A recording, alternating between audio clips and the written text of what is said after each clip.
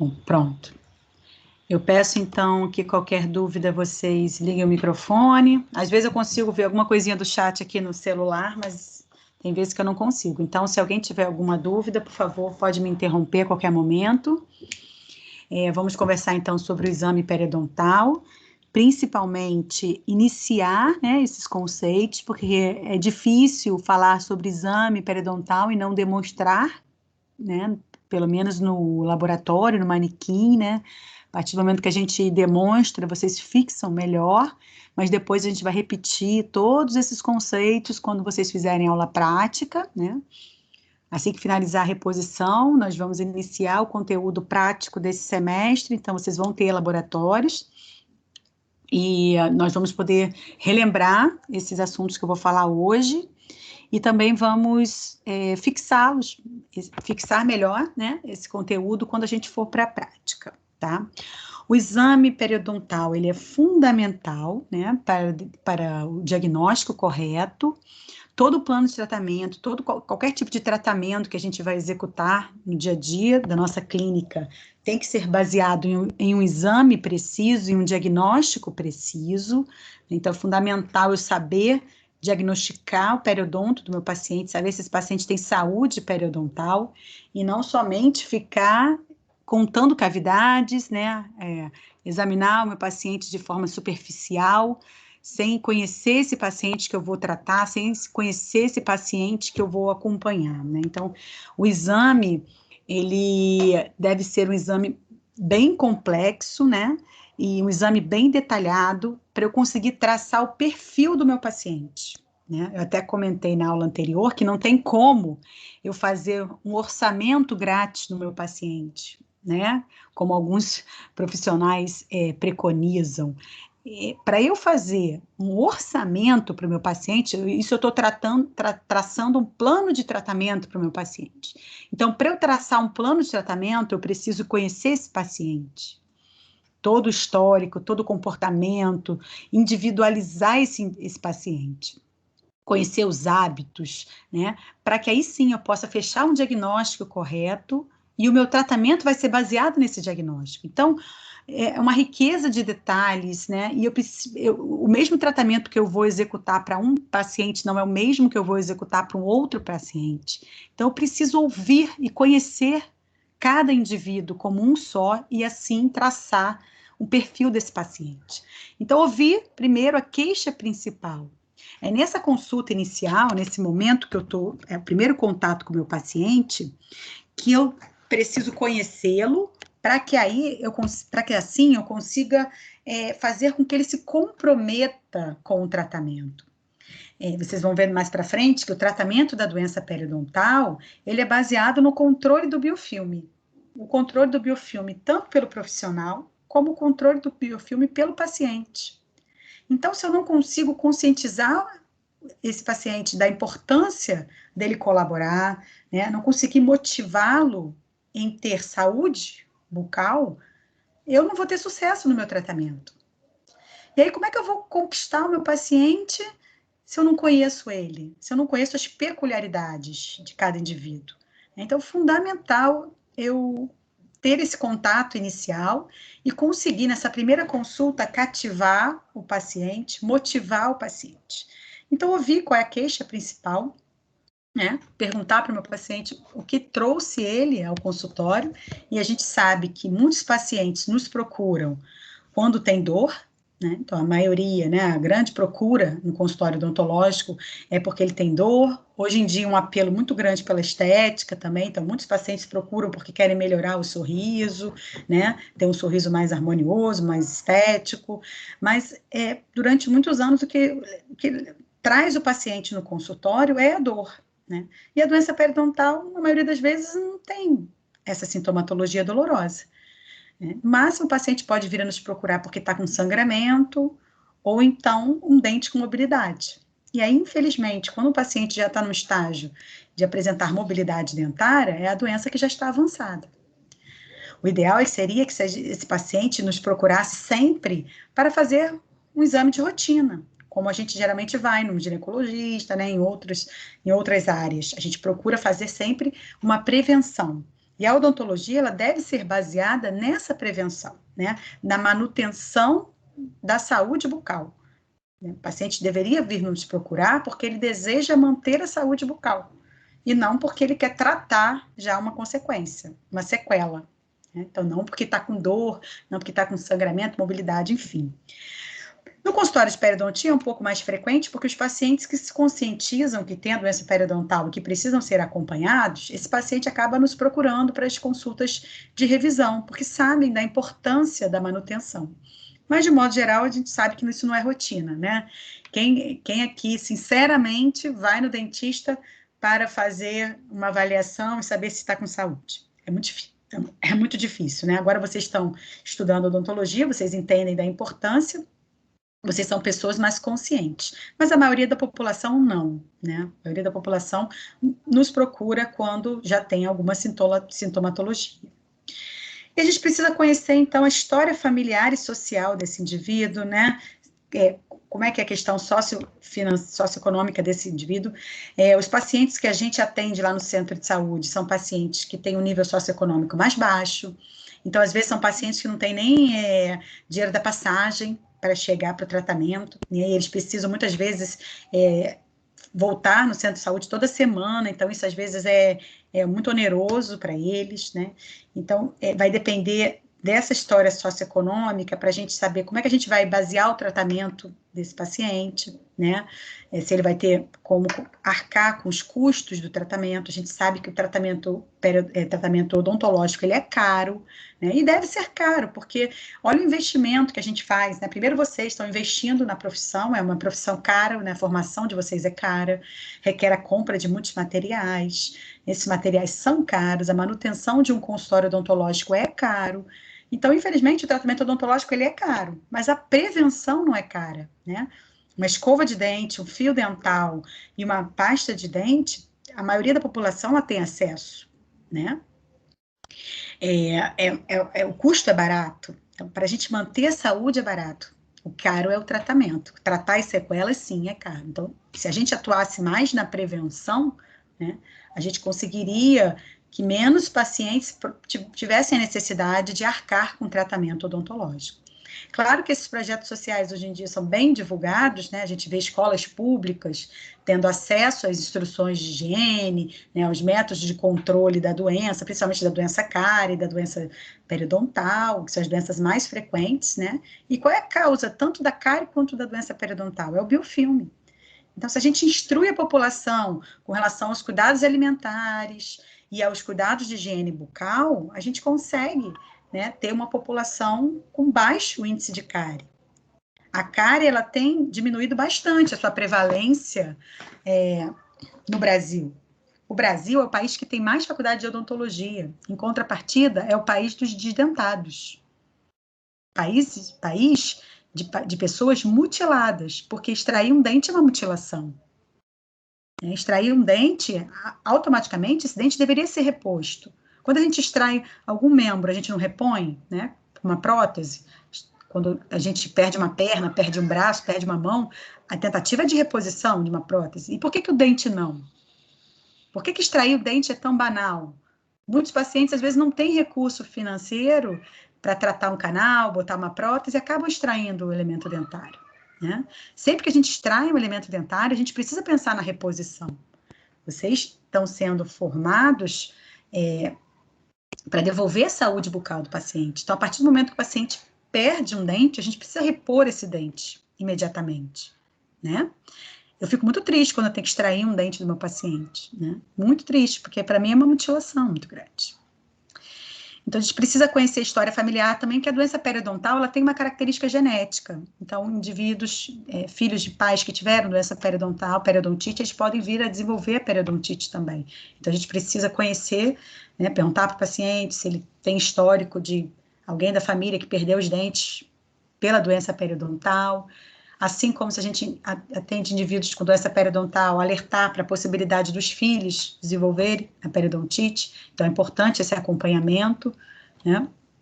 Quanto mais precoce a gente diagnosticar a periodontite, melhor é o prognóstico para os elementos dentários, né? A história dentária desse paciente, saber se ele já perdeu dente, por que ele perdeu dente, qual foi o motivo da perda, se ele já fez tratamento ortodôntico, se as próteses, restaurações que ele apresenta na cavidade bucal estão em condições, né? Saber como é que foi o tratamento odontológico, se ele respondeu positivamente, se teve alguma intercorrência, se ele teve alguma intercorrência durante o tratamento odontológico, né? Isso é fundamental. Assim como conhecer os hábitos de higiene bucal desse paciente. Né? Saber como é que é a escova que esse paciente utiliza, né? Se é uma escova com a cabeça grande, com a cabeça pequena, se as cerdas são macias, se as cerdas são duras, e assim como observar como ele realiza essa escovação. Então, o paciente precisa escovar os dentes na nossa frente, né? Para que a gente consiga corrigir, né, e instituir métodos adequados de higiene, né, porque esse paciente não tem uma escovação traumática que cause malefícios, né, às estruturas dentárias e periodontais. O hábito de fumar é muito importante. Se o paciente apresenta esse hábito de fumar, né, a gente precisa saber a frequência, quantidade de cigarros, né, quanto maior o consumo de cigarro, maior o risco dele vir a desenvolver doença periodontal. O hábito de fumar, ele não causa periodontite, mas se o paciente tem a doença periodontal e fuma, essa doença se torna mais severa. Então, tem características de severidade. Então, a perda óssea é maior, né? A doença tem sinais de severidade aumentada pelo uso do tabaco. Assim como também pacientes que têm história de diabetes, né? O paciente que é diabetes, os dois fatores de riscos principais para a doença periodontal é o fumo e a diabetes. A diabetes não controlada, aquele paciente que não controla a sua glicemia. Então, esse paciente também vai apresentar uma periodontite mais avançada, uma periodontite com características mais severas. Então, a gente precisa saber. Qualquer situação que tem envolvimento sistêmico, né, qualquer alteração patológica na resposta imunológica do paciente, né, esse paciente vai se predispor, vai ser mais suscetível ao surgimento da doença periodontal, visto que é importantíssima a defesa, a resposta inflamatória é importantíssima para o controle do biofilme. A doença periodontal ela depende de um equilíbrio entre o biofilme e a resposta inflamatória. Então, eu não posso ter um biofilme muito patogênico, que a resposta inflamatória não consiga controlar, e vice-versa. Se eu tenho uma debilidade da resposta inflamatória, o desafio bacteriano vai ser difícil para essa resposta inflamatória que está debilitada. Então, qualquer alteração sistêmica, esse indivíduo pode vir a desenvolver a periodontite. Tanto que, segundo a classificação atual, nós temos a periodontite como manifestação de doença sistêmica. É aquele paciente que tem alguma alteração sistêmica e aí apresenta a periodontite em decorrência dessa debilidade da resposta inflamatória. É uma doença diferente daquela periodontite que se instala em um indivíduo saudável, que não tenha nenhum comprometimento, nenhuma história patológica sistêmica. O uso de medicamentos, né? Existem medicamentos que podem interferir, por exemplo, no fluxo salivar, e isso pode vir a predispor à inflamação, né? Visto que a saliva é muito importante para a saúde bucal do indivíduo, para o controle do pH e para uma lubrificação da cavidade bucal, né? Então, se o paciente tem uma baixa salivação, isso pode comprometer, predispor a inflamação e as doenças da cavidade bucal. Assim como medicamentos que possam vir a interferir, né, no tratamento, medicamentos anticoagulantes, medicamentos que provoquem hiperplasia gengival, né? Mais para frente nós vamos comentar mais sobre esses detalhes. Além disso, eu mostrei aqui para a turma A, quero mostrar para vocês também, a importância de... Vocês estão visualizando? Eu parei de compartilhar. Não. Parei de compartilhar. Agora estão, né? Sim. Opa, perdão. Então, atualmente, não basta conhecermos somente a parte sistêmica do indivíduo. A gente precisa conhecer os hábitos de vida também de cada paciente. Esses hábitos de vida, né, o estilo de vida atual, nos dias de hoje, faz com que haja um aumento da incidência das lesões cervicais não cariosas, da hipersensibilidade dentinária e da recessão gengival. E por que, hoje em dia, como eu falei mais cedo um pouquinho, que a cárie vem tendo uma baixa incidência, né? Então, a gente está conseguindo reduzir os níveis de cárie, principalmente numa população com esclarecimento, com nível socioeconômico maior, né? Se a gente observar num consultório de pacientes que com nível socioeconômico maior, a gente não observa a presença de cárie. A gente vê uma geração hoje de crianças e adolescentes que não tem cárie, que não apresentam cárie, né? Mas, em contrapartida, o que a gente observa muito é um envelhecimento precoce da dentição. O que é isso? Indivíduos jovens, indivíduos com abaixo de 30 anos, que já apresentam... Deixa eu passar aqui, deve ter uma fotografia aqui interessante. Indivíduos jovens, esse paciente aqui, por exemplo, era um paciente que não tinha nem 30 anos. E ele já tinha inúmeras recessões gengivais, né, restaurações cervicais, nessas lesões cervicais, né? O que é lesão cervical não cariosa? É um desgaste da superfície dentária que não é causado por cárie. Então, o paciente começa a apresentar cavidades na cervical, mas essas cavidades não têm origem, a desmineralização provocada por bactérias, né? E sim pelo estilo de vida. E por que esse estilo de vida mudou, né? Primeiro aqui, ó, o acesso ao tratamento ortodôntico, né?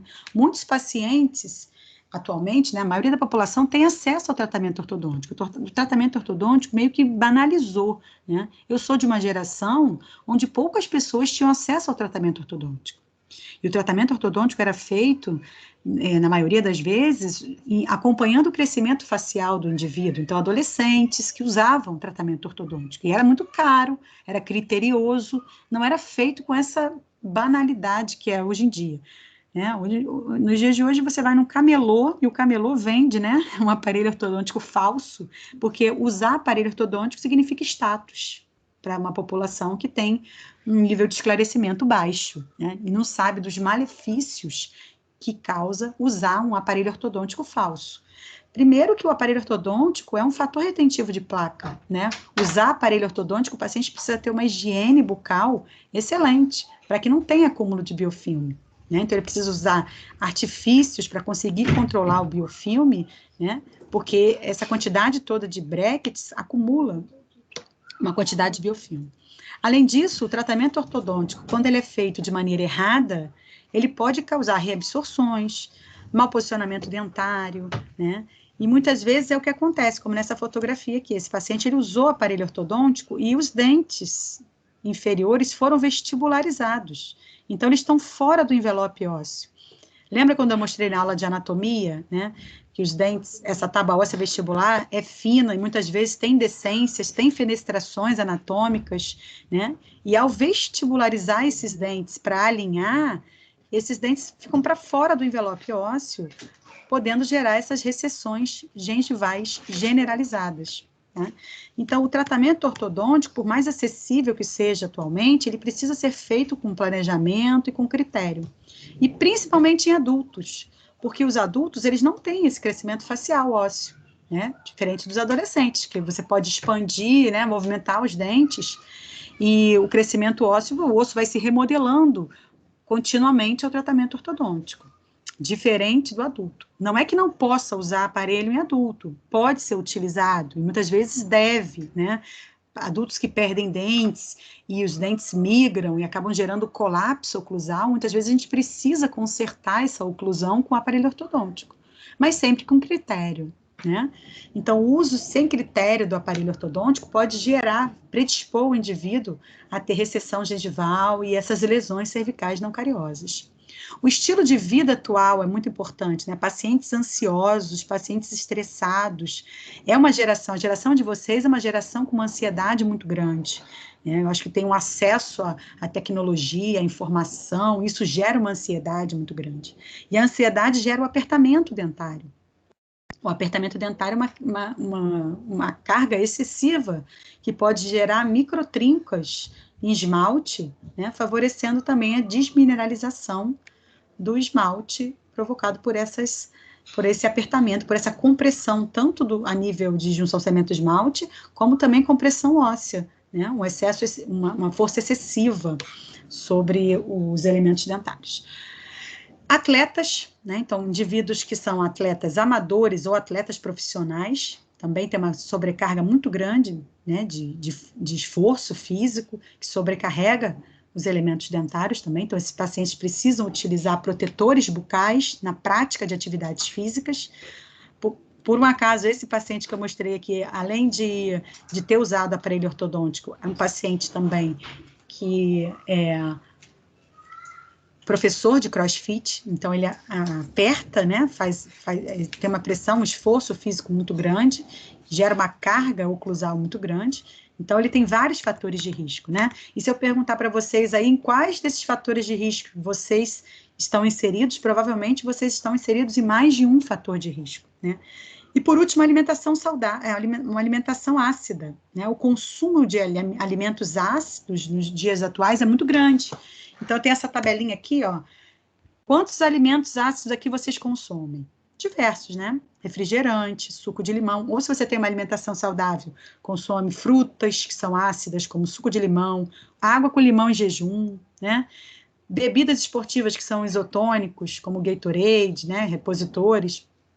Vinho, cerveja, café, vitamina C, a água da piscina. Então, os atletas são nadadores profissionais, eles têm um risco elevado também a ter esse envelhecimento precoce da dentição, né? Pessoas que têm refluxo gastroesofágico, então tem o refluxo do fluido gástrico, né? Então, são inúmeros fatores do estilo de vida do meu paciente que eu preciso conhecer, né? Então, não basta, vamos voltar lá a aula, né, de exame que eu estava falando com vocês, não basta, atualmente, eu conhecer somente a história médica do meu paciente. Eu preciso conhecer o meu paciente. Eu preciso saber tudo que ele coloca na boca, com o que ele trabalha, se ele faz alguma atividade física. Então, a partir daí, eu conheço o meu paciente, conheço as possíveis situações que podem causar alterações na cavidade bucal desse indivíduo, e aí sim eu vou tratá-lo com eficácia. Eu vou tratar desse paciente, vou formular um plano de tratamento individualizado, pensando nessas características desses pacientes. Tudo bem até agora? Alguém quer perguntar alguma coisa?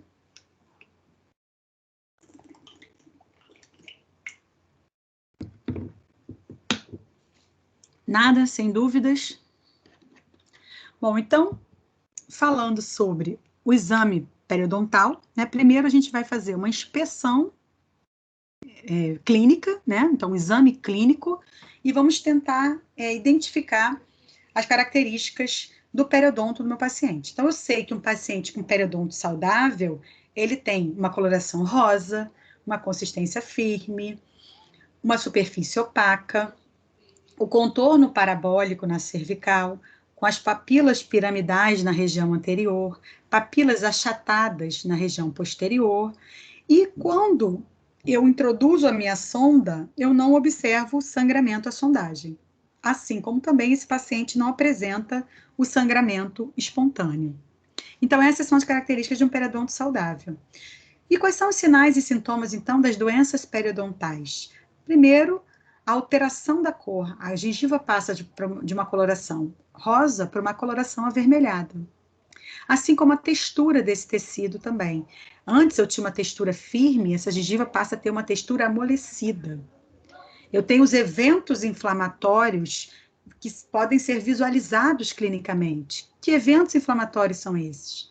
Eu tenho aumento da vasodilatação, proliferação de vasos sanguíneos, extravasamento plasmático, destruição das fibras colágenas e substituição pelas células inflamatórias. Então, todas essas características, todos esses eventos inflamatórios repercutem no tecido de forma que esse tecido muda. A alteração passa a ser vermelha, a cor passa a ser vermelha, porque eu tenho mais vasos sanguíneos, mais suporte sanguíneo chegando na região para auxiliar o processo inflamatório. Eu tenho degradação das fibras colágenas e substituição pelas células inflamatórias, mudando a consistência desse tecido. Então, esse tecido passa de firme a amolecido. Esse tecido passa de opaco para brilhoso, porque eu tenho exudato plasmático, então eu tenho líquido no tecido, dando esse aspecto brilhoso.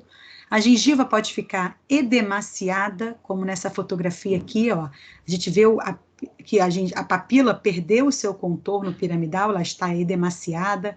A gengiva também com aspecto edemaciado, né? E esse tecido, ele sangra com facilidade, tem um aumento da tendência ao sangramento à sondagem. O tecido ali epitelial, né, do epitélio juncional, ele fica ulcerado. A vasodilatação faz com que haja o sangramento, uma tendência aumentada ao sangramento, tanto a sondagem quanto o sangramento espontâneo. Então, muitas vezes o paciente vai nos procurar porque está apresentando sangramento ao escovar o dente, ao comer, né? Ele percebe esse sangramento durante os hábitos de rotina. Outro sinal e sintoma característico, aí já da doença periodontal, a periodontite, né? Porque a doença periodontal, ela pode ser classificada tanto em gengivite quanto periodontite, vai depender se o tecido de suporte já foi atingido, né? Então, na gengivite, eu tenho o acometimento, a inflamação confinada à gengiva, não tenho perda de suporte, então, a gengivite é uma inflamação restrita ao tecido gengival, enquanto que a periodontite, eu já tenho sinais de perda de suporte. E que sinais são esses? O aprofundamento do sulco, então, ao sondar o meu paciente, eu tenho aumento da profundidade de sondagem, né? Ou a recessão tecidual. A recessão tecidual representa a perda de inserção, né? Eu posso ter a perda de inserção, a recessão tecidual, causada somente por uma recessão gengival. Por exemplo, aquele paciente que eu mostrei para vocês no início, é um paciente que tem várias recessões gengivais. Ele tem perda de inserção. A partir do momento que eu tenho a junção cemento-esmalte exposta, eu perdi inserção, né? Quando eu tenho uma retração gengival e eu tenho a exposição da junção cemento-esmalte, eu caracterizo como uma perda de inserção. Só que essa perda de inserção, ela pode ser causada por outros fatores, como eu falei anteriormente, um mau posicionamento dentário, uma escovação traumática, que leva a uma recessão gengival localizada somente na vestibular ou na lingual, em uma face do elemento dentário.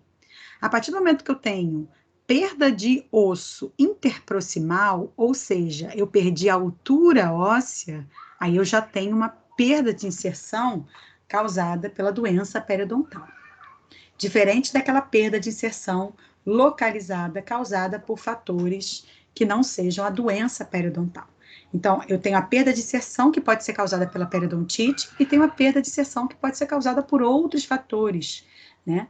Dentes mal posicionados, fatores iatrogênicos, não sei se vocês sabem o que é uma iatrogenia.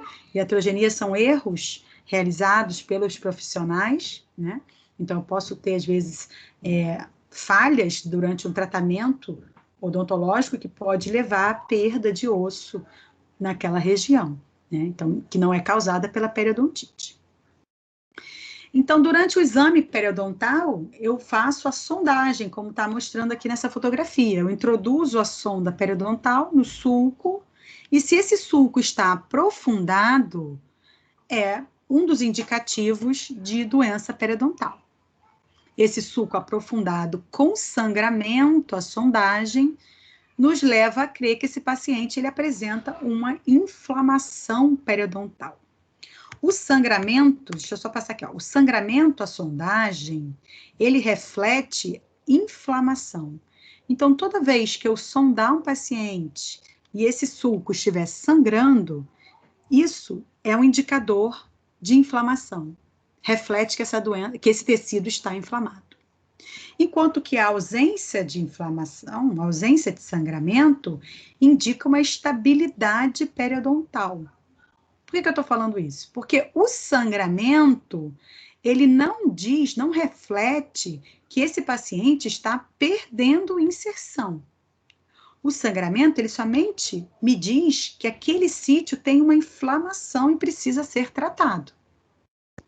Mas a inflamação, esse sangramento, não quer dizer que aquele sítio está perdendo inserção. Eu não tenho um parâmetro que me reflete, que me diz que naquele momento o paciente está perdendo inserção. Como é que eu posso acompanhar e saber se o paciente está perdendo inserção? Ao longo do tempo de tratamento do meu paciente, eu vou monitorando esse paciente e eu vou observando se ele, ao longo do tempo, ele está perdendo inserção. Pontualmente, né, examinando o meu paciente pela primeira vez, eu não consigo detectar se aquele sítio está perdendo inserção ou não. Eu consigo detectar já as sequelas da doença. Então, quando eu examino meu paciente pela primeira vez e ele tem um sulco aprofundado, é o sinal que ele já perdeu inserção. E se esse sulco aprofundado tiver sangramento, aí eu posso afirmar que aquele sulco está inflamado. Mas eu não tenho nenhum exame preciso que detecte que aquele sítio está ali ativamente perdendo inserção. O que eu sei é que, por ele estar inflamado, ele pode vir a perder inserção ao longo do tempo. Essa perda de inserção, ela leva tempo, né? O paciente não perde inserção rapidamente. Como eu falei no início, a doença, ela se instala por um desequilíbrio do biofilme e da resposta do hospedeiro. Então, primeiro eu preciso ter um biofilme maduro, um biofilme patogênico, eu preciso ter um ambiente favorável à multiplicação de bactérias que não são bactérias normalmente, que vivem normalmente na cavidade bucal, né? Que vivem em simbiose, ou seja, são bactérias que vivem em harmonia com a cavidade bucal saudável. Em uma cavidade bucal com doença, eu tenho um biofilme. Esse biofilme favorece a proliferação de bactérias patogênicas, bactérias com uma alta virulência, né? E são bactérias capazes de se multiplicar e aí sim estimular a resposta inflamatória e estabelecer a doença. Então, eu preciso ter uma disbiose. A disbiose é a mudança da flora bacteriana, de uma flora saudável para uma flora patogênica. E para isso eu preciso ter um ambiente favorável, que tudo começa com a colonização de um biofilme. Esse biofilme forma uma matriz para que essas bactérias que não convivem normalmente na cavidade bucal, elas se multipliquem e sejam capazes de estimular a resposta inflamatória do indivíduo. Quando eu tenho a presença de bolsas periodontais, como nessa situação aqui, a bolsa periodontal, ela representa um ambiente favorável à multiplicação bacteriana, à colonização bacteriana. Por quê? Porque é um ambiente de anaerobiose, é um ambiente onde o paciente não consegue higienizar, esse biofilme não consegue ser removido, né? Eu consigo chegar com fio dental no sulco gengival, mas eu não consigo entrar com fio dental dentro de uma bolsa para remover o biofilme que está aderido. E uma vez formado o cálculo, né, o cálculo ele não pode mais ser removido com métodos caseiros de escovação e de fio dental, de higiene. O cálculo ele só pode ser removido pelo profissional, com curetas, com ultrassom, com instrumentos que raspam e removem esse biofilme. Então, a bolsa é um ambiente favorável à proliferação dessas bactérias. Após o tratamento periodontal, o que eu desejo? Eu desejo que essa bolsa diminua, que eu não tenha um sulco profundo, porque um sulco profundo, ele representa um prognóstico desfavorável para o paciente. Um sulco profundo é mais fácil de ser recolonizado. Tudo bem até aqui? Alguém quer perguntar alguma coisa? Vocês estão muito quietos, ou vocês não estão entendendo nada, ou estão entendendo muito bem. Além da bolsa, outro sinal e sintoma das doenças periodontais é a mobilidade dentária. Claro que quanto maior a perda de inserção, mais esses dentes vão apresentar mobilidade, né? Então, quanto maior for essa perda, maior a mobilidade. E acontece também porque os pacientes começam a perder dentes e os dentes começam a migrar, né? Essa perda dentária causada pela doença periodontal faz com que o paciente acabe desenvolvendo um colapso oclusal, né? O colapso oclusal são dentes mal posicionados que geram traumas oclusais. O trauma oclusal, uma carga excessiva sobre determinados elementos dentários ou contatos errados durante a mastigação, né, durante os movimentos discursivos, eu posso ter contatos que não deveriam acontecer, isso gera uma sobrecarga muito grande aos elementos dentários, E se esse elemento dentário já tem perda de suporte, eles acabam se movimentando, né? E a própria ausência dentária faz com que os dentes também se movimentem, mesializem, né? Essa carga excessiva do trauma oclusal agrava a severidade da doença.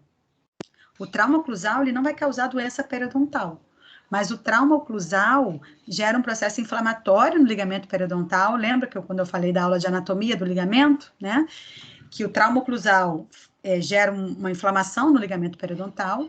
E se eu já tenho uma inflamação causada pela periodontite, essa inflamação gerada pelo trauma vai aumentar a severidade da doença, vai agravar a severidade. Então, o trauma, ele ele torna o prognóstico pior, né, para os elementos dentários.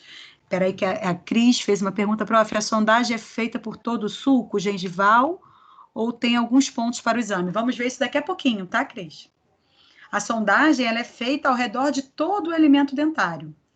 Nós fazemos a sondagem 3 pontos pela vestibular e 3 pontos pela lingual. E por que isso, Cris? Porque a doença periodontal, ela não atinge o dente uniformemente.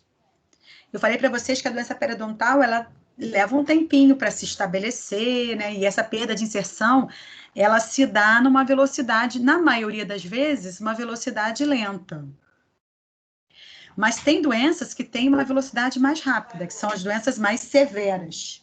Então, tem pacientes que apresentam perdas ósseas severas e têm uma idade precoce. Então, são pacientes jovens, mas que apresentam uma perda óssea muito severa. Então, é a minoria das periodontites. A maioria das periodontites, elas são periodontites, são doenças crônicas, né? E que evoluem lentamente. Então, o paciente vai perdendo inserção e não perde inserção de maneira linear, né? Alguns pacientes, eles têm dentes que têm, por exemplo, na mesial, tem uma bolsa muito profunda, uma perda óssea muito profunda, e na distal daquele mesmo dente, o paciente não tem perda de inserção nenhuma. Por isso que a gente precisa verificar o dente em todas as faces, né? Em 3 faces pela vestibular e 3 faces pela lingual. Para a gente saber detectar onde tem a presença de perda de inserção e onde não tem. A gente diz que a doença periodontal, ela é sítio dependente. Tem sítios que têm a doença e tem sítios que não têm a doença, tá? Tudo bem? Para complementar o exame clínico, né, nós precisamos sempre de um exame radiográfico, né? Então, lá no centro de saúde, o paciente ele já chega com um exame panorâmico, com uma radiografia panorâmica. Porque o exame radiográfico ele é fundamental para monitorar o meu exame clínico, né? Então, eu preciso ter o exame, porque às vezes eu vou sondar uma determinada região. Eu tenho um sulco profundo. Vamos supor, eu sondei. Vocês sabem até quantos milímetros deve medir um sulco saudável? Quem pode me responder? Quantos milímetros mede um sulco saudável? Cris falou 2 milímetros. Maria também, 2. Por que 2? Quem pode me dizer por que 2?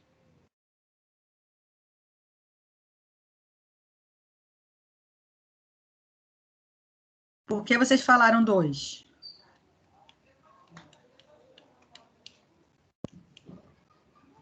Ninguém? Falaram 2 porque ouviram falar, leram em algum lugar, mas não sabem por quê? Foi isso?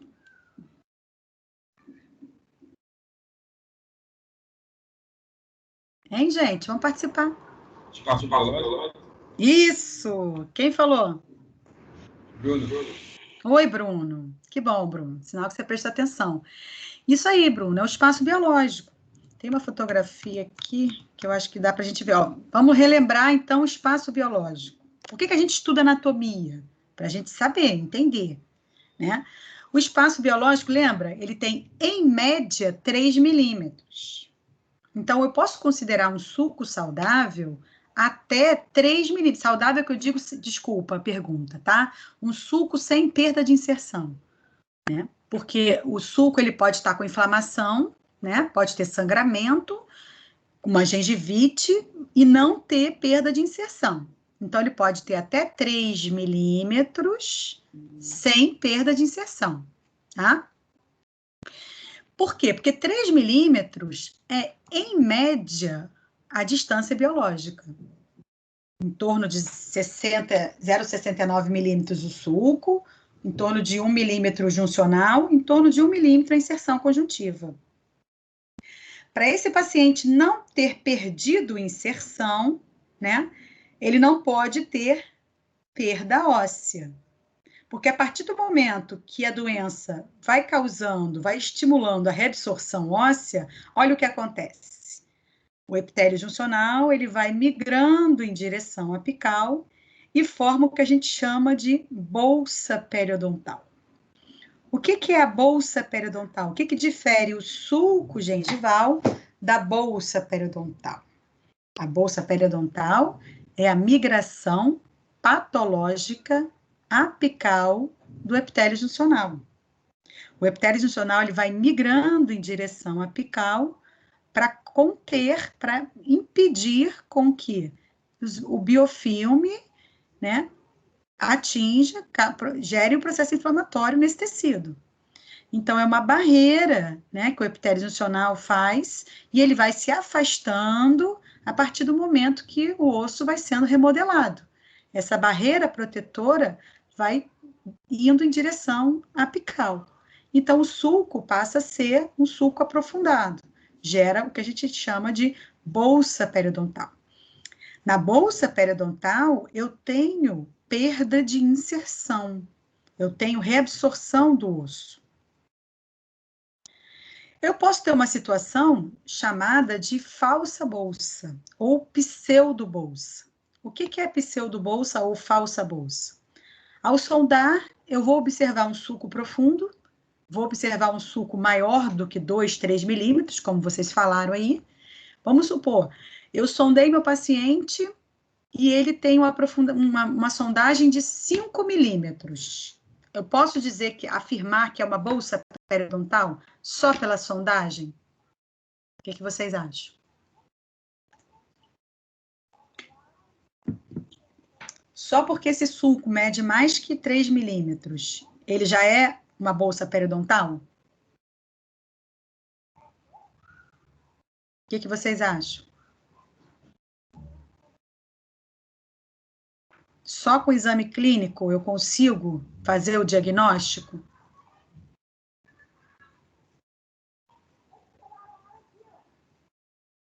Ninguém? Além do exame clínico, eu preciso afirmar que esse paciente tem perda óssea. Então, eu preciso complementar o meu exame clínico com o exame radiográfico. Existe uma situação onde a gengiva ela pode crescer coronariamente, uma hiperplasia gengival. Então, o paciente tem uma hiperplasia, um crescimento gengival, a gengiva está cobrindo a coroa dentária. Eu sondei, esse paciente apresentou 5 milímetros.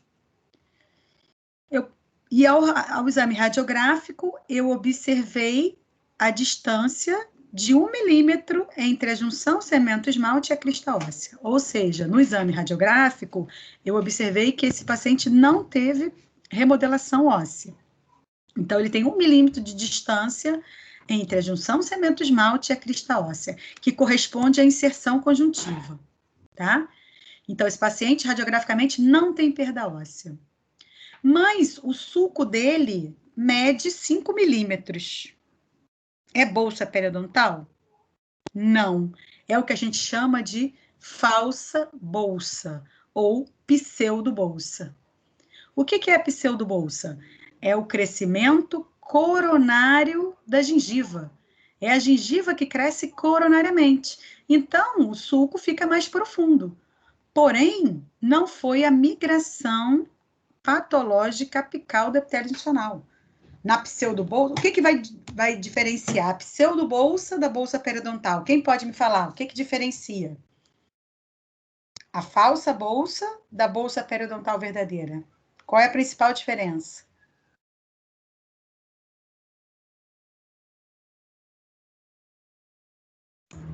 Seria que fica aderido?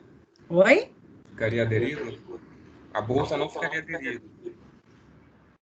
Não, a pseudobolsa também pode estar solta. Eu posso ter por exemplo, eu posso ter um acúmulo de biofilme que gerou uma inflamação da gengiva e a gengiva hiperplasiou. A gengiva está edemaciada, mas não teve reabsorção. Então, a gengiva está descolada, o suco está profundo, mas não teve perda óssea.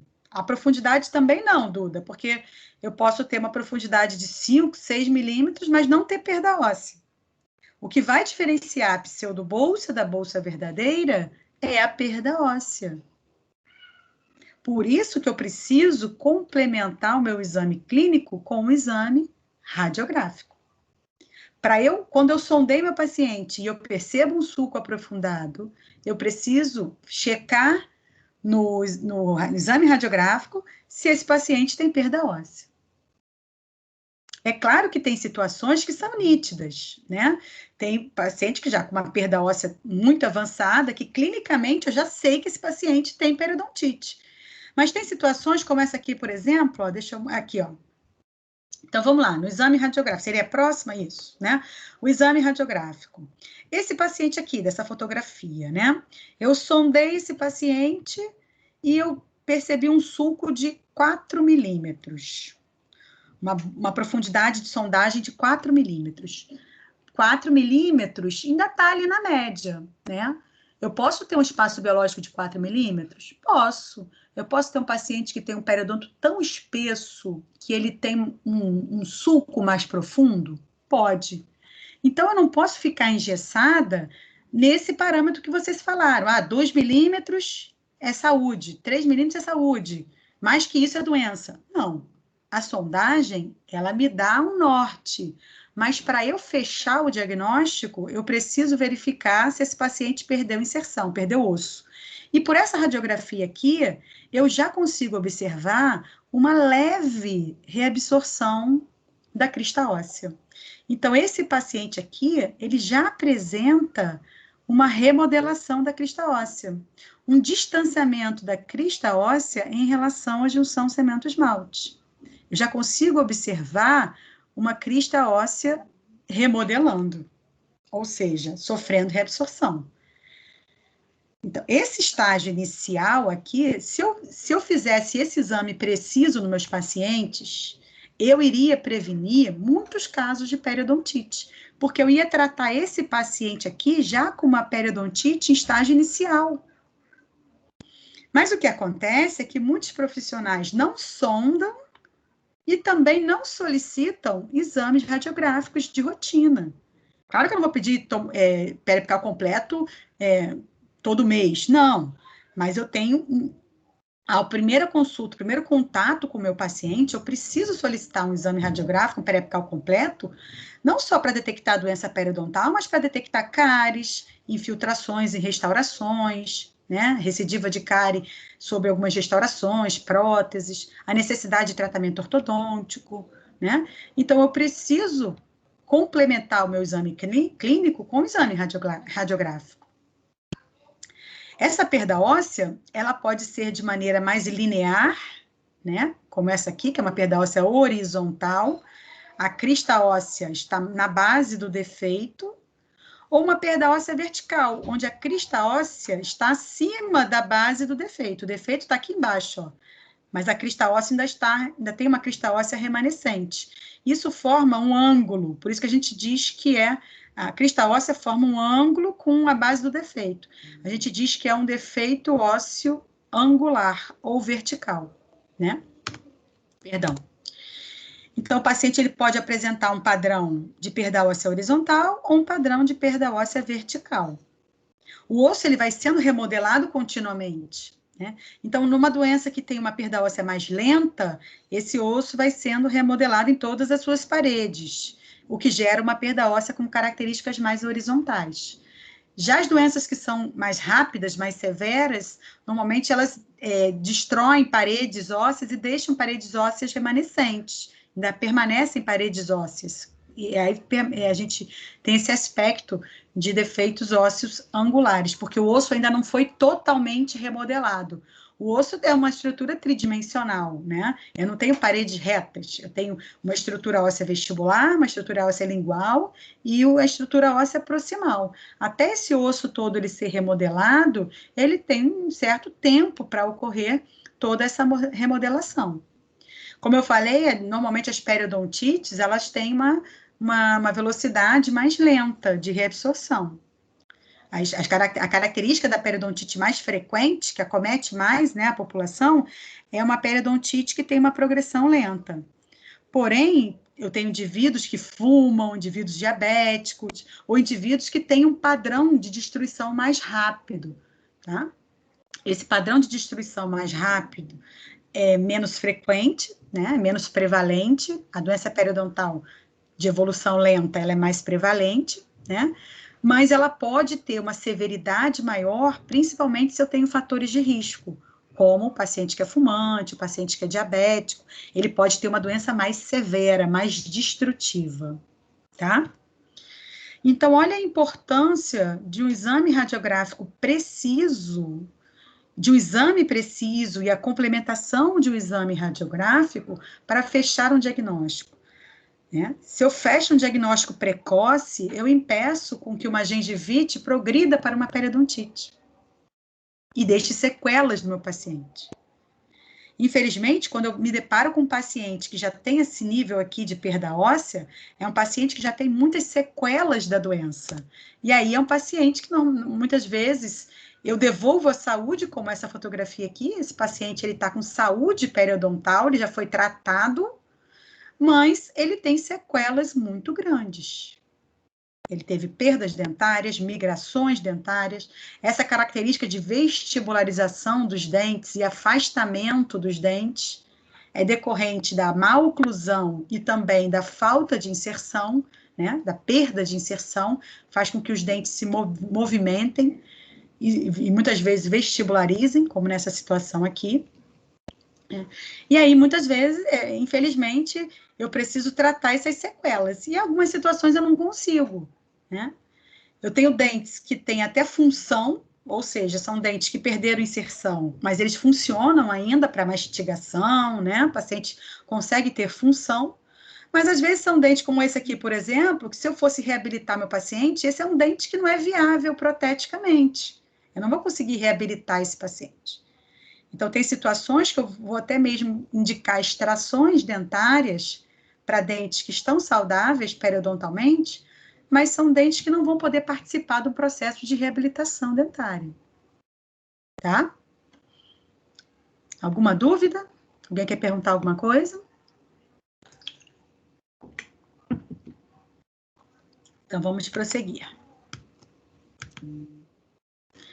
Nesse caso, ele corre grande risco de perda do dente, mesmo com saúde? Sim, Maria, exatamente. Esse paciente aqui é um paciente que, além de perder inserção muito grande, né, de ter uma perda de inserção muito grande, ele tem colapso oclusal, ou seja, trauma oclusal. Né? Ele tem contatos prematuros, dentes mal posicionados. Então, além da perda de inserção, ele tem esse problema, essa má oclusão. E esse paciente precisa ser reabilitado. Então, muitas vezes, eu vou precisar extrair dentes que têm saúde periodontal e têm função, mas são dentes que não vão poder ser incluídos numa reabilitação, por exemplo. Porque não basta eu devolver só a saúde periodontal, eu preciso devolver também a oclusão para o paciente, eu preciso ajustar esse colapso, senão a doença vai acabar progredindo, né? E sem contar a estética também, que muitos pacientes, eles querem não só a saúde, mas eles querem também resultados estéticos. Então, eu preciso aliar ao tratamento periodontal, aliar o tratamento reabilitador também. Lá na integrada, vocês vão poder praticar, né, esse hábito de examinar o paciente de modo integral. Aqui eu estou falando só de periodontia, mas a gente precisa sempre ter uma visão multidisciplinar. Esse paciente, para ele ter saúde periodontal, ele precisa ter saúde oclusal também. Então, além do tratamento periodontal, a gente precisa restabelecer a oclusão. Assim também como pacientes que têm restaurações com excesso, próteses mal adaptadas, restaurações que favoreçam o controle, o acúmulo de placa. Se eu tenho situações de fatores retentivos de placa na cavidade bucal, eu preciso eliminar esses fatores. E faz parte do tratamento periodontal eu corrigir esses fatores retentivos de placa. Alguém perguntou mais alguma coisa? Alguém pode ler para mim, que passou aqui, acho que a Duda fez uma pergunta.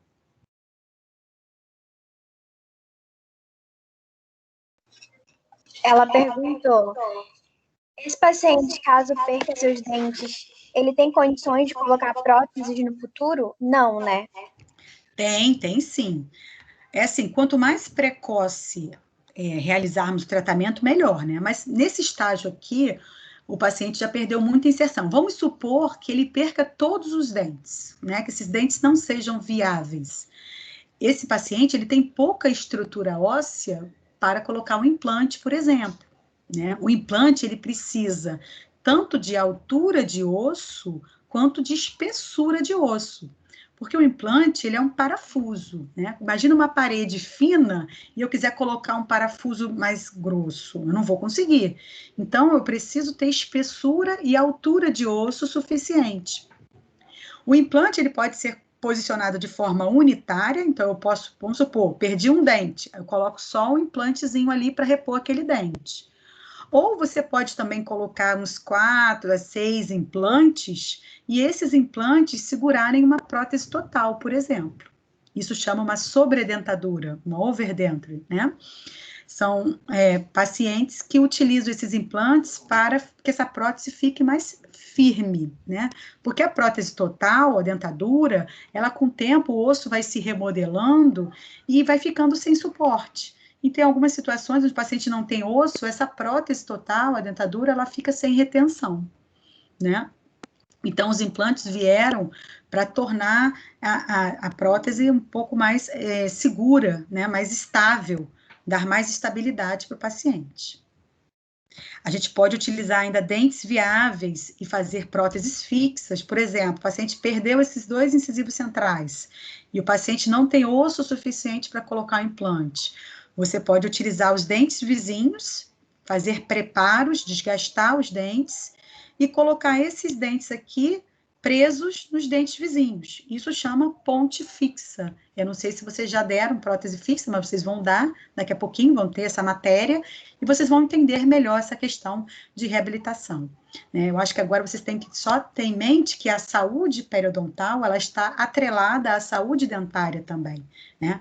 Então, não basta eu só remover o biofilme, eu preciso também devolver a função, principalmente quando eu tenho um envolvimento de perdas dentárias, né? Quando eu tenho uma oclusão traumática. Tudo bem? Mais alguém quer perguntar alguma coisa? Então, o que é a sondagem? Além do exame clínico, do exame radiográfico, eu preciso sondar o meu paciente, né? Isso deve ser rotina, mesmo em um consultório onde o profissional não é periodontista, ele precisa realizar essa sondagem para saber se um sulco está aprofundado, se o sulco está sangrando, né? É fundamental esse diagnóstico. Como eu falei para vocês, o diagnóstico precoce é muito importante. Então, se o clínico, aquele profissional que não é periodontista, mas ele é clínico e ele faz um exame preciso do paciente, ele detecta a inflamação em um estágio inicial. Né? E se ele não faz o tratamento periodontal, mas que ele encaminhe esse paciente para um tratamento periodontal adequado, com um profissional adequado, né? O que não dá e que muitas vezes a gente vê, né, isso causa muita tristeza, é paciente que é tratado por um determinado profissional há anos, né? Aí depois de anos que ele está com aquele profissional, esse paciente ele é encaminhado para um periodontista. Aí eu recebo o paciente, aí ele fala assim para mim, eu me trato há muitos anos com o doutor fulano e agora eu estou com mobilidade. Aí quando a gente vai observar, o paciente está com estágio avançado de doença. É agora que esse paciente está com doença? Não. Essa doença, ela já está instalada há muito tempo e ela só está progredindo. Só que agora ela apresenta sequelas clínicas. A doença periodontal, muitas vezes, ela é silenciosa. Silenciosa para o leigo, né? Para o profissional de odontologia, não. Porque a gente tem a sonda, a gente tem o exame radiográfico. Né? Para o paciente é silenciosa, porque não dói, né? O paciente vai perceber num estágio mais tardio, como esse que eu citei, de uma mobilidade. Só que, infelizmente, quando o dente já está com mobilidade, é um dente que já perdeu muita inserção, né? E na maioria das vezes, são dentes, e muitas vezes, quer dizer, na maioria não, o dente pode apresentar mobilidade, mas ainda ter possibilidade de tratamento. Mas quando o dente já tem uma mobilidade, onde ele já perdeu toda a sua inserção, muitas vezes o paciente precisa, a gente precisa dar a notícia que esse dente não tem mais viabilidade, né? E aí, infelizmente, sobra para nós, periodontistas, né, a informar que esse paciente vai perder o dente. Só que ele perdeu o dente por quê? Por falta de tratamento, por negligência, né? Por erros, por um diagnóstico que não foi, um exame que não foi preciso e um diagnóstico que não foi feito precocemente. Então, eu introduzo a sonda periodontal até o fundo, né? Aí vocês vão me perguntar, isso dói? Não, não dói, porque é uma força leve, né? Você aplica uma força bem leve, e se o tecido está inflamado, é um tecido que não oferece resistência. Então, o tecido que está amolecido, a sonda vai deslizar com uma facilidade maior. O tecido que está inflamado, a sonda penetra com facilidade. Um tecido que não está inflamado, aí sim a sonda vai encontrar uma resistência. Aí vocês não vão conseguir introduzir a sonda. É um tecido que está saudável. Não dói, incomoda, sim, alguns pacientes, vai depender do limiar de dor de cada paciente, né? Tem pacientes que vão se queixar, vão reclamar que você está colocando a sonda, né? Mas é importante que vocês expliquem tudo que vocês estão fazendo, então que você explique para o paciente que aquilo é fundamental para o exame do periodonto, né? Então, se você explica e alerta sobre a importância da realização desse exame, com certeza é um exame que é suportável, né? Não é nada assim de ter necessidade de anestesiar o paciente para sondar, tá? Claro que a gente brinca que tem pacientes que têm um limiar de dor menor, né? Então, um paciente que é mais fresco, digamos assim, né? Falando com um linguajar mais coloquial, né? Assim, mais popular, né? Que é um paciente que tem uma sensibilidade maior, digamos assim, né? E ao introduzir a sonda, o que eu tenho que observar? Ponto mede esse sulco, então por isso que essa sonda ela é milimetrada, né? E se ao retirar a sonda, se a gente observa o sangramento. Muitas vezes, só encostar nesse tecido, antes de até mesmo de introduzir a sonda, a gente já observa o sangramento, né? E aí nós vamos anotar numa ficha chamada periograma. Periograma é uma ficha que tem todo o exame periodontal do meu paciente, e eu vou anotar nesse periograma 1 se teve sangramento e 0 se não teve o sangramento, tá? E isso a gente vai fazer em 3 sítios pela vestibular. Então, é mesiovestibular, vestibular ou medial, né, que é bem no centro da vestibular, e disto vestibular. Na lingual, a mesma coisa, mesiolingual ou palatino ou médio palatino, que é bem no centro, tá? E disto palatino. Então, são 3 sítios pela vestibular e 3 pela lingual. Eu posso ter, num sítio, uma profundidade de bolsa aumentada, uma perda óssea grande, e eu posso ter no outro sítio 0 de perda de inserção, né? Então, o paciente pode até nem ter perdido osso em outra região. A doença periodontal ela tem essa característica de sítios dependentes. Tem sítios que têm perdas ósseas e sítios que não têm perdas ósseas, ok? E aí, como é que a gente vai determinar a extensão da gengivite? Vocês não precisam se deter muito a essa situação, porque depois vocês vão ter aula de classificação das doenças periodontais e vocês vão aprender a dar o diagnóstico, tá? Então, vocês vão aprender a diagnosticar a gengivite da periodontite e classificar essas doenças, né? Assim como também o periodonto saudável, a saúde gengival, também está na classificação atual que a gente utiliza, e vocês vão conseguir fazer esse diagnóstico baseado nessa classificação que a gente vai mostrar para vocês. Então, basta que vocês saibam que essa gengivite ela pode ser localizada se atinge de 30% a 10% dos sítios com sangramento. Para isso, você precisa contar quantos sítios apresentaram sangramento, multiplicar por 100, contar o número de dentes que o paciente tem, multiplicar por 6, que são 6 sítios, né, por dente. Então, vocês vão chegar no percentual. E essa porcentagem, entre 10% a 30% dos sítios com sangramento, é uma gengivite localizada. E se o paciente apresentar mais de 30% dos sítios da cavidade bucal dele com sangramento, é um paciente que tem uma gengivite generalizada, tá? E com relação à determinação da extensão da periodontite, o quanto essa periodontite atingiu o tecido de suporte, eu vou ter que fazer algumas medidas, vou prestar atenção em alguns itens durante o meu exame periodontal. Então, primeiro é a profundidade de bolsa à sondagem, tá? Que eu vou avaliar o quanto que a sonda penetrou, né? O nível clínico de inserção também é através da sondagem, mas eu vou levar em consideração a junção cemento-esmalte, porque é a partir da junção cemento-esmalte que começa a minha inserção. E aí eu preciso saber lá da minha histologia, eu preciso saber do espaço biológico.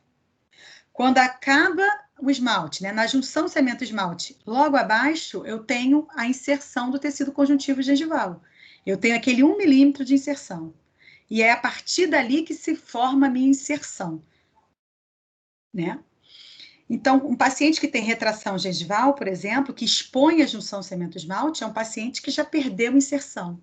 Se a junção cemento-esmalte está exposta, eu tenho a perda de inserção, porque logo abaixo da junção cemento-esmalte inicia a minha inserção periodontal, tá? Além disso, eu preciso avaliar o quanto de osso na região de furca esse paciente perdeu. E por que é importante? É importante porque a região de furca também é uma região de difícil acesso para limpeza. O paciente não consegue higienizar muito bem, nem o profissional, a gente, para limpar, para remover biofilme da região de furca é muito complicado. Então, se o paciente apresenta essa perda óssea na região de furca, já é um fator complicador, né? Então, quanto maior essa perda óssea na furca, pior vai ser o prognóstico dentário para aquele paciente, para aquele elemento dentário, no caso, né? Pior vai ser o prognóstico dentário. Porque o prognóstico, ele pode ser dado por dentes, ou de um modo geral, né? Eu posso ter um paciente que tem uma doença que não progrediu muito ainda, que não tem uma severidade muito grande, então ele tem um bom prognóstico, mas eu posso ter um dente ou outro que tem uma perda óssea muito exacerbada. Então, o prognóstico para aquele dente é ruim, é desfavorável, que já tem uma perda óssea grande. Mas, de um modo geral, o paciente não tem muita perda de inserção em outros dentes, então, de um modo geral, o prognóstico, ele é favorável. Então, como a doença periodontal, ela atinge dentes, né, sítios isoladamente, a gente precisa ter essa visão panorâmica do indivíduo. A classificação atual, ela classifica a periodontite em estágios. Então, a gente tem estágios de acordo com a severidade. Então, o paciente pode ter uma periodontite estágio 1, periodontite estágio 2, estágio 3 ou estágio 4. Quanto maior o estágio, pior é a severidade da doença. Então, eu diria que aquele paciente que eu mostrei na fotografia anterior, esse aqui, né, é um paciente que tem periodontite no estágio 4, que ele já perdeu muita inserção, tem um colapso oclusal, né? Então, vocês vão aprender a classificar na aula de classificação. Mas é uma doença que tem uma severidade muito grande. Então, quanto maior o estágio, pior a severidade da doença. E também a gente classifica a periodontite em grau 1, grau 2 e grau 3, em relação ao risco de progressão. Então, se um paciente ele tem um risco muito grande, por exemplo, um paciente que fuma, é um paciente que não controla a sua glicemia, então é um paciente que tem fatores de risco para a progressão da periodontite. Então, isso também é avaliado e o paciente é classificado com relação ao grau. Essa é a classificação atual que a gente utiliza para as periodontites, né? Então, a gente precisa ter a avaliação de quanto de inserção ele perdeu, o quanto de osso ele perdeu na furca, se tem dentes com mobilidade, para poder classificar esse paciente de acordo com as suas características clínicas de doença. Tudo bem? Assim como também saber se essa doença ela é localizada, então, se ela atinge até 30% dos dentes, aí não são sítios, são dentes, tá? Generalizada, se ela atinge mais de 30% dos dentes, a perda de inserção atinge mais de 30% dos dentes, né? Esse indivíduo tem. E existe uma periodontite que atinge basicamente molar, primeiro molar e incisivo. É uma periodontite que atinge jovens, indivíduos jovens, né, com uma idade mais, com menos idade. E esses dentes são os primeiros dentes a erupcionarem a cavidade bucal, os dentes permanentes, né? Então, rapidamente, esses dentes são acometidos pela perda de inserção. Então, essa doença, ela tem um padrão de atingir somente esses elementos. É uma periodontite com padrão molar incisivo. Antigamente, essa periodontite ela é chamada de periodontite juvenil localizada, e depois ela passou a se chamar de periodontite agressiva localizada, tá? Porque era uma doença bem característica, é uma doença pouquíssimo frequente, né? Uma doença que não é fácil de ser visualizada no dia a dia de clínica, mas é uma doença que atinge nesse padrão, basicamente, primeiros molares incisivos, principalmente incisivos centrais, tá? Então, a gente já conversou sobre a diferença, né, de um sulco, mesmo um sulco doente, um sulco inflamado, né, uma gengivite, eu teria uma inflamação aqui nesse tecido, mas eu não tenho a perda de inserção, diferente da bolsa periodontal, da periodontite, onde eu já observo a perda de inserção. Então, eu tenho essas três situações, no caso aqui não é dente saudável, perdão, é gengiva saudável, né, então periodonto saudável, né, onde o sulco, a profundidade de sondagem é rasa, não tem perda de inserção. Na gengivite, eu já posso ter um aprofundamento maior do sulco, porém, eu não tenho perda de inserção. Não tenho perda óssea, tá? Então, o que vai diferenciar a gengivite da periodontite é a perda óssea. Isso é característico. Na gengivite, eu posso clinicamente ter sulcos profundos, mas que não estão associados à perda óssea. Sulcos profundos, porque a gengiva descola, e aí o sulco fica um pouco mais aprofundado, né? Vocês falaram aí 2 milímetros, que é a normalidade, né? Então, se eu tiver uma inserção conjuntiva saudável, eu posso ter até 2 milímetros, que corresponde o sulco e o epitélio juncional, né? Numa gengivite, eu já tenho uma perda dessas fibras conjuntivas gengivais. Então, eu posso ter até 3 milímetros, mas sem perda óssea. Ou o que pode acontecer também é a formação da falsa bolsa, como eu falei para vocês, da pseudobolsa. A gengiva ela pode crescer coronariamente pela inflamação e tornar esse sulco aprofundado. Porém, no exame radiográfico, eu não vou observar perda óssea. Já na periodontite, eu tenho a migração, sim, do epitélio em direção apical, acompanhando a perda óssea. E aí a formação de uma bolsa periodontal verdadeira. Em alguns indivíduos, eles podem até nem apresentar bolsa, eles podem apresentar rapidamente recessões gengivais, principalmente pacientes que têm um periodonto fino, osso fino, fenótipo periodontal fino, porque esse tecido ele rapidamente é destruído, né? Então o paciente vai apresentar inúmeras recessões gengivais generalizadas, até mesmo com aquele da fotografia, né, que eu mostrei aqui para vocês, ó. Esse paciente ele não apresenta bolsas, primeiro que ele está tratado, né?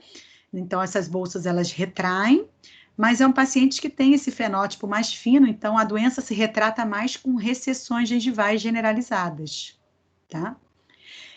Recessão gengival proximal também, ou seja, ele perdeu suporte ósseo, diferente daquela recessão gengival que eu mostrei naquele paciente que tinha uma recessão gengival somente na vestibular.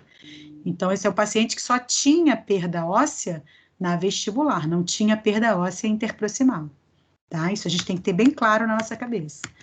A recessão gengival, quando envolve a interproximal também, é uma recessão gengival causada pela periodontite. E aí nós temos sondas disponíveis no mercado, então a gente tem vários tipos de sondas disponíveis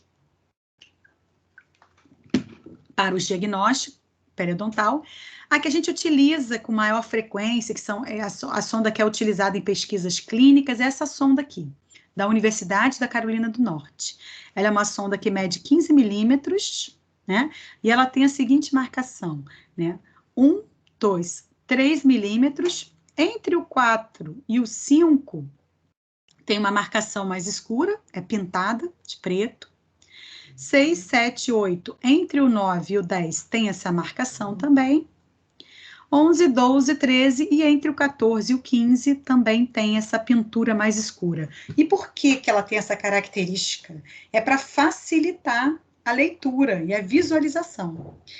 Imaginem se eu colocar uma sonda que fosse toda milimetrada e não tivesse essas marcações mais escurecidas. Ia ficar muito difícil para eu contar os milímetrozinhos, né? Então, essa característica favorece, facilita a leitura. Outra sonda que a gente utiliza é essa sonda aqui, que é a de Williams, que tem a marcação de 1, 2, 3 milímetros, tem um intervalo, pula para o 5, não tem a marcação de 4, outro intervalo pula para o 7, não tem a marcação de 6, e depois 8, 9 e 10. Por que que não tem essas marcações? Também para facilitar a leitura. Já que até 3 milímetros a gente considera, na maioria das vezes, um sítio sem perda de inserção, né, até 3 milímetros, então essa distância aqui, para o 5, ela favorece, facilita também a minha leitura durante a sondagem. Então, são essas duas sondas que a gente utiliza, da Carolina do Norte e a sonda de Williams, que é essa aqui, né? A sonda da Universidade da Carolina do Norte, quando vocês forem comprar, a gente orienta que vocês comprem dessa marca aqui, chamada Hufrid. É uma marca americana que tem um padrão de qualidade. Então, toda sonda vai ter essa calibragem precisa, de milímetro mesmo, porque tem sonda que não tem esse padrão de qualidade, e muitas vezes o 1 milímetro não é 1 milímetro, é 1 milímetro e pouquinho, ou menos do que 1 milímetro, porque não é uma sonda padronizada, uma sonda que tem um controle de qualidade, tá? Outra característica dessa marca é que ao lavar e esterilizar, essa marcação aqui, ela não sai, ela não apaga. Diferente de outras marcas nacionais, que essa marcação acaba sendo apagada durante a lavagem do instrumental e durante a esterilização. Então, é uma sonda mais cara, mas é uma sonda que vai durar por muitos anos, que vocês vão levar essa sonda para o dia a dia de clínica de vocês. Essa, para vocês terem ideia, é a sonda que é utilizada em pesquisas. Então, se vocês observarem que é uma sonda que realmente tem um padrão de qualidade, tá? Já a de Williams, ela pode até ser de uma marca nacional, contanto que vocês prestem atenção se a sonda não tem uma ponta muito grosseira, se os milímetros estão bem distribuídos, que às vezes tem milímetros que não tem uma distribuição muito adequada, sondas grossas com a ponta muito grosseira, às vezes sondas achatadas, que ficam muito difíceis de serem introduzidas dentro do sulco gengival, né? E aí, rapidinho, vamos voltar aqui, ó, permite erros da sondagem, né? Então, se eu tenho uma sonda com uma espessura muito grossa, né, isso vai errar, vai trazer erros no meu exame, né? Se eu tenho uma sonda muito grossa, ela pode até subestimar uma doença, né? Eu posso perceber um sulco, às vezes, medir um sulco, que na verdade ele tem uma profundidade maior, mas a sonda não conseguiu uma penetração muito grande, e isso causar erros no meu diagnóstico. Então, eu tenho que prestar atenção nessa espessura da ponta, por isso que a gente indica comprar aquela sonda, porque é uma sonda que vai dar uma calibragem, uma qualidade, uma padronização na sondagem de vocês. Na hora de introduzir a sonda, a gente precisa colocar uma angulação e posicionar essa sonda adequadamente para ela conseguir penetrar no sulco, principalmente em dentes posteriores, onde tem uma anatomia mais larga, né? Então, eu preciso que a sonda faça uma inspeção da raiz. Então, eu preciso angular um pouquinho a minha sonda para conseguir chegar paralela à superfície radicular, principalmente em dentes posteriores. Se eu erro essa angulação, eu não introduzo a sonda corretamente. Fiquem tranquilos que nós vamos treinar isso bastante no laboratório e depois nos pacientes também, né? Se essa sonda não tiver uma graduação correta, né, essa questão que eu falei da milimetragem, se os milímetros não forem precisos, isso pode causar erros na sondagem. Se eu colocar muita força para introduzir a sonda também, eu posso acabar causando rompimento de fibras e até dor para o paciente, então tem que tomar cuidado na hora dessa pressão, assim como também não ser tão delicada ao ponto da sonda nem conseguir penetrar, né? Então a gente precisa achar o meio termo, isso vocês vão achando com o tempo, conforme vocês forem treinando. E o grau de inflamação. Quanto mais inflamado for esse tecido, mais fácil vai ser a penetração. Então, quanto mais inflamado esse tecido tiver, mais amolecido esse tecido estará, né? Então, a consistência desse tecido vai ser muito frágil, a sonda vai penetrar com uma facilidade maior, com certeza, né? Então, quais são as informações importantes, né? A questão da diferenciar a bolsa periodontal da falsa bolsa, né? Então, é importante que vocês tenham em mente que a diferença principal entre a bolsa periodontal verdadeira e a falsa bolsa é a perda óssea. Na bolsa tem perda óssea e na pseudobolsa não tem perda óssea, tá? Então, a bolsa é a migração patológica apical do epitélio juncional, enquanto que a falsa bolsa é o deslocamento coronário da gengiva marginal, ou seja, a gengiva cresce coronariamente. E não é a migração do epitélio juncional em direção à JCE, apicalmente, né? E sim, é um crescimento coronário da gengiva, a gengiva que está hiperplaseada. Dá a impressão de uma bolsa, porque o sulco fica aprofundado, mas não tem perda óssea. Como é que eu vou fazer o diagnóstico diferencial entre bolsa e pseudobolsa? Preciso do exame radiográfico. Alguém ainda tem alguma dúvida sobre isso?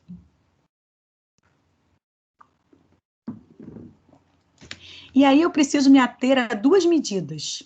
Ao colocar minha sonda, eu tenho que ver a medida que vai da margem gengival até o fundo, que é a profundidade de bolsa, e eu tenho que ver a medida que vai da junção cemento-esmalte até o fundo. E por que eu preciso fazer essas duas medições? Por que eu não faço só uma? Porque eu preciso saber aonde está a margem gengival. Então, a medida de profundidade de sondagem, a PB, que é a profundidade de bolsa, também é conhecido como PS, que é profundidade de sondagem, tá? São sinônimos. Então, a medida que vai desde a margem gengival até o fundo da bolsa ou do sulco é a medida de profundidade de bolsa. E a medida que vai da junção cemento-esmalte, o EC é a união esmalte-cemento, tá? A medida que vai da junção cemento-esmalte até o fundo da bolsa ou do sulco é o nível clínico de inserção, tá? Qual é o parâmetro mais fiel? É o nível clínico de inserção. Por quê? Porque a junção cemento-esmalte, ela não muda de posição. A partir da medida da junção cemento-esmalte, eu consigo saber se meu paciente perdeu inserção ou não. Já a margem gengival, ela pode estar edemaciada, hiperplasiada, ela pode estar retraída. Eu posso examinar meu paciente agora, e a margem gengival está nessa altura. Examinar meu paciente daqui a 1 ano, a margem gengival está retraída, né? Então, a margem gengival não é um parâmetro fiel, diferente da junção cemento-esmalte. Então, na clínica, eu tenho essas 3 situações. Não se preocupem em fixar esses conceitos aqui, porque a gente vai rever no laboratório e vocês vão conseguir fixar melhor. Mas é importante que vocês saibam que existem essas 2 medidas. Uma medida que a gente vai avaliar onde está a margem gengival, que é essa MG aqui, ó, que a margem gengival, ela pode estar acima da junção cemento-esmalte. A margem gengival, ela pode estar no mesmo nível da junção cemento-esmalte, que é essa situação aqui que acontece com mais frequência, né? Onde as 2 medidas coincidem, a profundidade de bolsa e o nível clínico de inserção serão iguais, né? E tem essa terceira situação, onde a margem gengival está abaixo da junção cemento-esmalte. Então, nessa situação aqui, onde a gengiva está cobrindo a coroa, a medida de profundidade de bolsa vai ser maior do que a medida de nível clínico de inserção. Nessa situação, as medidas vão ser iguais, a profundidade de bolsa e o nível clínico de inserção vão ser iguais. E nessa situação aqui, o nível clínico de inserção é maior do que a profundidade de bolsa. Tá? Fiquem tranquilos que a gente vai treinar isso lá no laboratório e vocês vão fixar bem essa situação. E aí nós vamos anotar essas medidas nessa ficha chamada periograma, tá?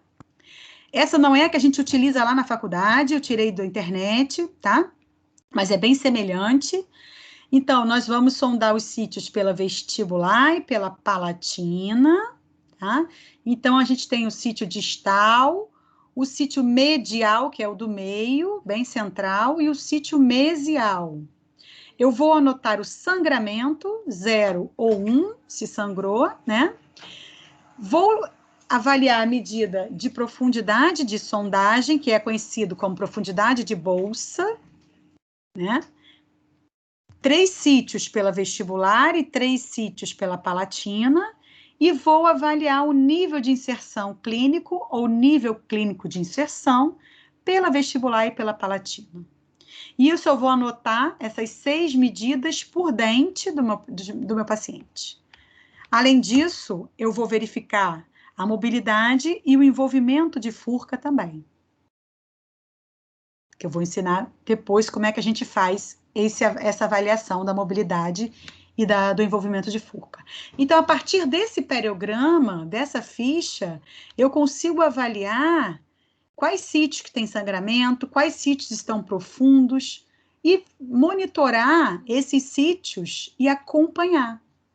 Após o meu exame, eu vou fechar um diagnóstico, eu vou fazer um plano de tratamento para esse paciente, ou seja, vou tratar o meu paciente, e ao finalizar o tratamento, eu vou fazer um novo periograma. E a partir desse novo periograma que eu fizer, eu vou acompanhar esse paciente e saber a longo prazo se esse paciente tem um nível clínico de inserção estável ou se o nível clínico de inserção dele está aumentando. Se durante o acompanhamento do meu paciente eu observar o aumento do nível clínico de inserção, é o indicativo que esse paciente está perdendo inserção e eu preciso intervir, preciso tratar esse paciente.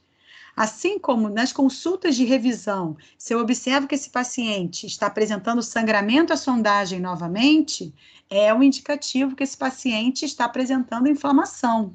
E eu preciso atuar naquele sítio que está apresentando inflamação. Porque os sítios que apresentam inflamação são sítios que podem vir a perder inserção. A inflamação, ela, mais uma vez, eu já falei isso, vou repetir, a inflamação, ela não determina que aquele sítio está perdendo inserção.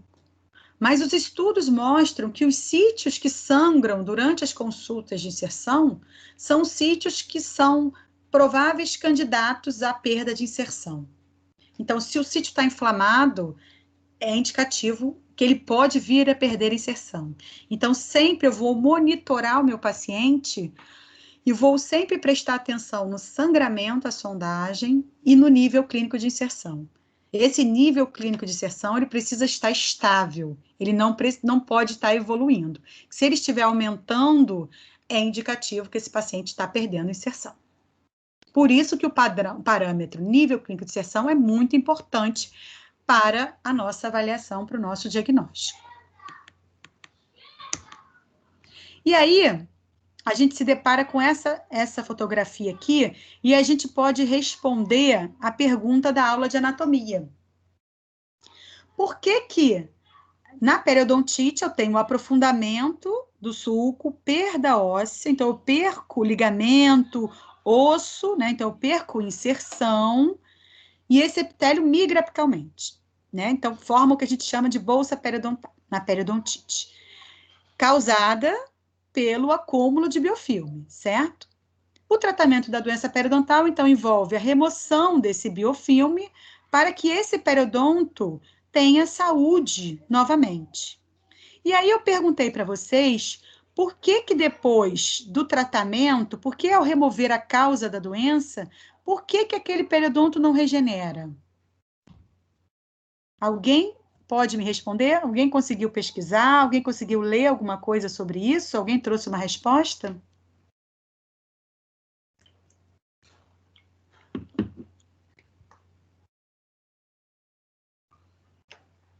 Ninguém?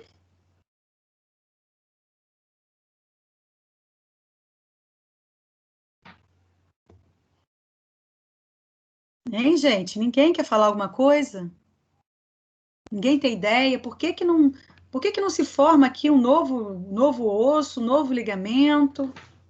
Por que não ocorre uma regeneração? Regeneração é a formação de um tecido idêntico ao que foi perdido, ou por uma doença, ou por algum dano, né?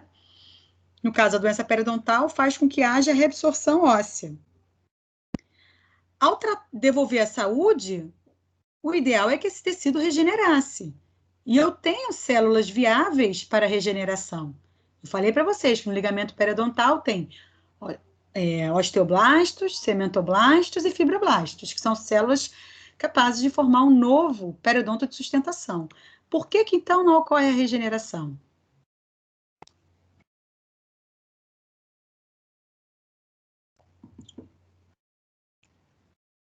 Ninguém? Poxa. O que acontece, gente, é uma situação que a gente diz que após o tratamento periodontal não ocorre uma regeneração, ocorre um reparo. O que é o reparo? É a substituição de um tecido por outro, que não era idêntico ao que foi perdido. Então, o que acontece é que após a raspagem, as células epiteliais do epitélio juncional, elas rapidamente proliferam, porque a velocidade de cicatrização do epitélio é muito mais rápida do que se formar um novo osso, um novo ligamento periodontal.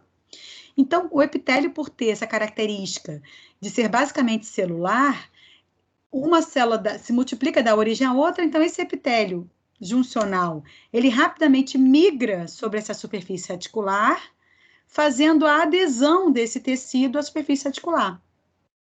Então, automaticamente, após o tratamento periodontal, eu tenho uma redução da bolsa, mas a redução da bolsa não é provocada pela formação de um novo tecido de inserção. A redução da bolsa, ela é formada, primeiro, por uma retração do tecido. A partir do momento que esse edema soluciona, esse tecido, um novo tecido fibroso se insere, né? E também há uma redução do infiltrado inflamatório do extravasamento plasmático. Então, eu tenho uma retração do tecido, né? Aquele edema todo, ele vai embora, desaparece, né? E aí o tecido acaba retraindo. Além dessa retração do tecido, eu tenho selamento da bolsa pelo epitélio juncional, dando origem a um epitélio que a gente chama de epitélio juncional longo, que é um epitélio maior do que tinha anteriormente, porque ele ocupa toda aquela região onde tinha ligamento periodontal.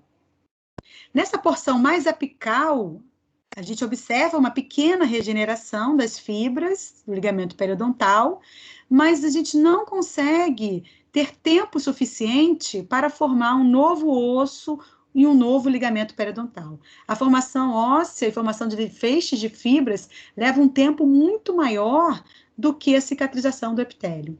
Então, há uma competição na velocidade de cicatrização, o epitélio povoa essa região aqui, impede com que haja a regeneração do tecido de sustentação. Esse selamento, ele é compatível com saúde. Os trabalhos clínicos mostram que um paciente que a gente consegue devolver saúde periodontal através do selamento de epitélio juncional longo, a gente pode manter esse resultado a longo prazo. Então, essa região que tem o epitélio juncional longo, ela não é mais suscetível a ter uma recidiva de doença. O que vai favorecer o paciente a ter uma progressão da periodontite? O acúmulo de biofilme. Então, é mais importante o paciente apresentar um bom controle de placa e um acompanhamento com o periodontista, né, para a prevenção da recidiva de doença. O epitélio juncional longo, ele é satisfatório para manutenção da saúde periodontal a longo prazo. Tá? Claro que eu gostaria que tivesse uma nova inserção, a formação de um novo tecido de suporte. Seria o ideal. se eu conseguisse regenerar tudo que o paciente perdeu na doença. Mas, infelizmente, biologicamente, isso não é possível, isso não é viável, por conta dessa velocidade, dessa competição de cicatrização entre esses tecidos. Dependendo da extensão da perda óssea, da perda de suporte, são elementos dentários que podem ser mantidos. Claro que, quanto maior essa perda de suporte, pior é o prognóstico, como aquela fotografia que eu mostrei daquele caso, um paciente que já perdeu muita inserção. O prognóstico daquele paciente, com certeza, é muito, às vezes é desfavorável, é duvidoso, né, com relação à manutenção daqueles elementos dentários. Mas, mais uma vez, qual é a importância dessa aula? A importância é um exame preciso, um diagnóstico precoce para impedir que a doença progrida. Impedir que a doença se instale e impedir que a doença progrida. Então, é fundamental a prevenção, mais do que eu tratar as sequelas, né? Se o paciente chega para mim já com sequelas, o tratamento é muito mais difícil. Tudo bem? Alguém tem alguma dúvida? Vou parar a gravação, parar o compartilhamento.